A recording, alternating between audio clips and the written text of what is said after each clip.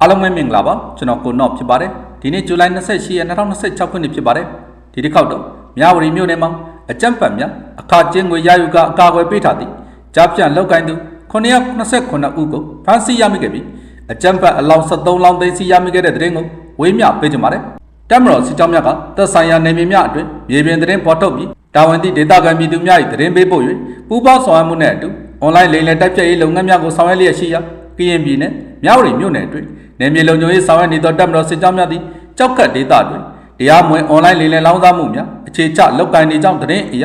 လိုအပ်သည့်နယ်မြေလုံခြုံရေးလုပ်ငန်းများကိုဆောင်ရွက်ခဲ့တယ်လို့သိရပါတယ်။ယင်းသို့ဆောင်ရွက်ခဲ့ရာဇူလိုင်25ရက်တွင်အဆိုပါဒေသအတွင်းအွန်လိုင်းလိမ်လည်လောင်းစားမှုကျူးလွန်ရာတွင်အသုံးပြုသည့်သွန်မိုးတစ်ထပ်အစောက်အုံ9လုံးသွန်မိုး3ထပ်အစောက်အုံ1လုံးအတွင်းမှာအွန်လိုင်းလိမ်လည်လောင်းစားလုပ်ကိုင်သူများဖြစ်သည့်တရုတ်နိုင်ငံသားအမျိုးသား620ဦးအမျိုးသမီး17ဦးထိုင်းနိုင်ငံသားအမျိုးသမီး3ဦးမြန်မာနိုင်ငံသားအမျိုးသား32ဦးအမျိုးသမီး111ဦးစုစုပေါင်း989ဦးတို့ကိုအွန်လိုင်းလိမ်လည်လောင်းစားမှုကျူးလွန်ရာတွင်အသုံးပြုသည့် Starlink ဘဏ်တစ်ခု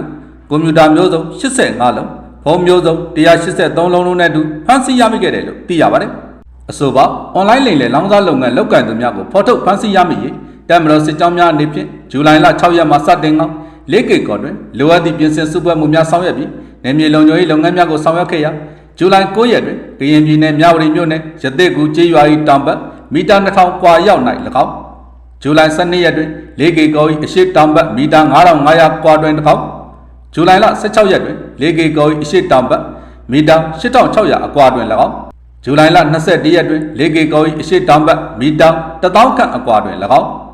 ဇူလိုင်လ25ရက်တွင်မဲလက်ပံကျေးရွာ၏တောင်ဘက်မီတာ9000ခန့်ကွာမြန်မာထိုင်းနယ်စပ်အနီးသို့အရောက်တွင်၎င်းအွန်လိုင်းလိမ်လည်လောင်းစားမှုကျူးလွန်သူများကိုအခါကျင်းငွေများရယူကာကွယ်ပေးနေသည့် KNN နှင့် PDF အမေရိကန်အကြမ်းဖက်ပူးပေါင်းဖွဲ့များနှင့်တိုက်ပွဲများဖြစ်ပွားခဲ့ပြီးအဆိုပါတရားမဝင်အွန်လိုင်းလိမ်လည်လောင်းစားမှုကျူးလွန်ရာတွင်အသုံးပြုသည့်အဆောက်အအုံများနှင့်ပါဝင်ပတ်သက်သူများကိုဖမ်းဆီးရမိခဲ့ခြင်းဖြစ်တယ်လို့သိရပါတယ်။ယင်းသို့ဆောင်ရွက်ခဲ့စဉ်ကာလအတွင်းအကြမ်းဖက်များနှင့်ထိတွေ့တိုက်ပွဲများဖြစ်ပွားခဲ့ပြီးအကြမ်းဖက်ပူးပေါင်းဖွဲ့များထံမှအလောင်း73လောင်းလက်နက်မျိုးစုံ9လက်ခဲယမ်းများအခိုင်အမာဆောက်လုပ်ထားသည့်ကွန်ကရစ်ဘန်ကာများလူနေတဲများနဲ့ဆက်ဆက်ပစ္စည်းများကိုတင်စီရမိခဲ့တယ်လို့သိရပါတယ်။အဆိုပါအွန်လိုင်းလိမ်လည်လောင်းစားမှုများကျူးလွန်ခဲ့သည့်ဖမ်းဆီးရမိသူများကိုလိုအပ်သည့်စစ်ဆေးမှုများဆောင်ရွက်ပစ္စည်းပါက